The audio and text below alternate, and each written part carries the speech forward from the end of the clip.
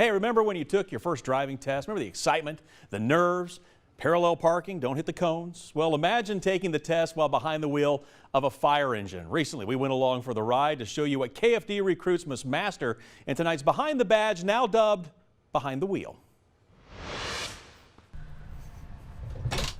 What are you anticipating here? I don't know. I guess we'll have to wait and find out. It'll be exciting.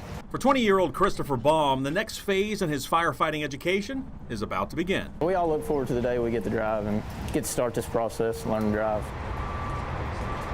Forget driver's ed for KFD newcomers. Learning to drive the company's engines is a whole new education in navigating the roads. Whenever you make that transition from that side to this side, you may want to just come up just a little bit further before you actually make your turn. Make it a little more sharp because you're cutting the edges just a little. The goal here is just to get somewhat comfortable with what you're driving, get used to how it feels. It's a little different than, like you said, driving a car.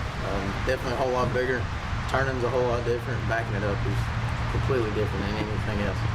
There's water on these trucks, so you have to get used to how that feels. That's a lot of weight. Captain Dale Patterson is one of the instructors for KFD. His goal, get the trainee comfortable driving in all kinds of scenarios, something he tries to replicate at KFD's driving center. With this course, you're very quick to understand if you get it or not. It's telling. The cones will tell you whether or not, as far as judging your mirrors, the stopping, your distance. You can't just fudge it. When they actually do the testing, you're timed. You have a certain amount of time that you have to complete all these tasks. And if you're not within that time, then you have to go all over again. So, how did the rookie do on his first outing? He did pretty well that time. Oh yeah, absolutely. I feel all right for a first time. I'm sure I probably tapped a couple cones, but I guess that's expected. That's why we're out here to practice. Tell you what, he actually did really good. First time out, I was impressed. And had cameras watching him, and it was raining, you name it. By the way, each recruit must be certified on each type of vehicle KFD uses before they can actually climb behind the wheel. So they just jump in there. But it really comes down to comfort level for the driver, for the instructor as well. Then, as you heard, they are timed as they go through that course. Important job. Very important job. Hey, for more information on this Behind the Badge and more Behind the Badge stories like this, go to our website, WATE.com. Well, building trust, many will tell you it starts with communication. That's not just talking, but we're also talking about listening. That's why tonight's Behind the Badge takes a look at a KPD veteran who has built his career on building trust in a community where trust in the police has not at times really been existent. You have to listen. With any human, you have to listen.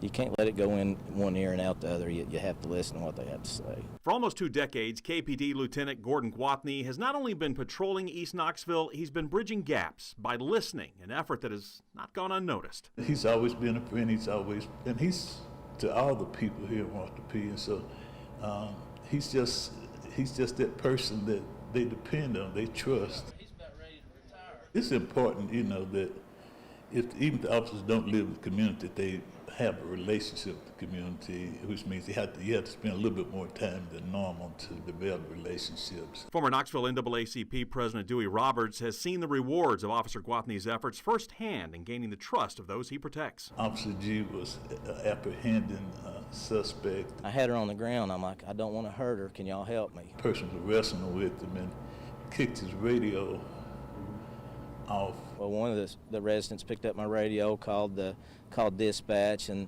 another one helped me get her handcuffed. It was amazing to me. I knew that the relations were better, but I didn't know they were well enough for people to actually help the police.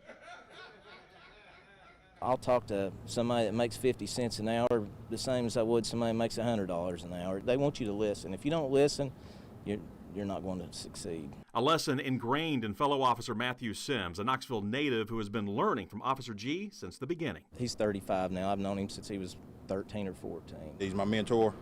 That's one of the biggest aspects I pick up from him is respect. I treat each and every person I come in contact with respect. And 9 times out of 10, I get respected back. A respect that Officer G has used to build relationships and trust with the neighborhood he serves. I like to walk, so I walk to Walter P. every day. Officer G personifies what we look for in police community relationships? They call me Officer G. They don't care. They don't care that I'm white. They don't care if I have a country accent. They know me, and that's all that matters. And we should point out, Officer G, Officer Sims, Mr. Roberts, who we all talked to, they're going to tell you there is still work to be done. They also agree, though, that again, the key to building trust is communication. Again, that is talking and listening.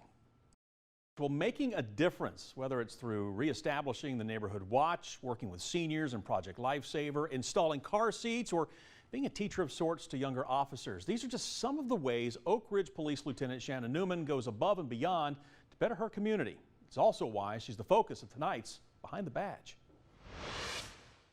1 inch in either direction. To say Officer Shanna Newman is passionate about making a difference in the community she serves would be an understatement. I think as officers we have that opportunity every day to go out there and change someone's life.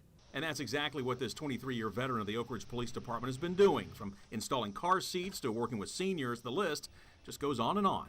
One of the things I take a lot of pride in is our Neighborhood Watch program and getting that restarted back several years ago. She just really likes getting involved in those projects that deal with Neighborhood Watch. And one of the things I really value about her is her love for the community.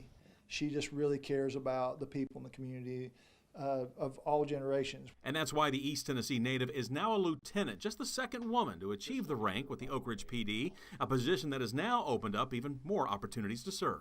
It's been great because now I'm over a patrol shift. I have also acquired the task of being our field training officer coordinator, and so I get to work with all of our new officers as they come in and go through the process of learning and becoming officers, solo officers on their own. That's one thing I really appreciate about Shanna is that she focuses on her influence on others. How is she motivating her team members to work? And by motivating, well, you need to look no further than the whiteboard. So when I got promoted, there was this big white dry erase board behind me, and I thought, what am I going to do with this? So every time I come in for my rotation, I'll put up a quote. I always come in to see what she's got on it. Who wrote that one? I come in and I'll see like the new quotes come in from somebody, and I'm like, ooh, I like that one, or that's inspired me for today. Inspiration that continues to motivate the lieutenant as well as others in this office of 65 strong. We're a small department, but the ability to go and work with the community like I have is what's made the difference for me. Love talking with the lieutenant, so down to earth, and I asked Officer Newman if she has ever been approached by girls about possibly becoming an officer. She said she has, especially at the middle school level. Matter of fact, she hopes when girls see her and other women in blue that it gives them a sense of strength and empowerment.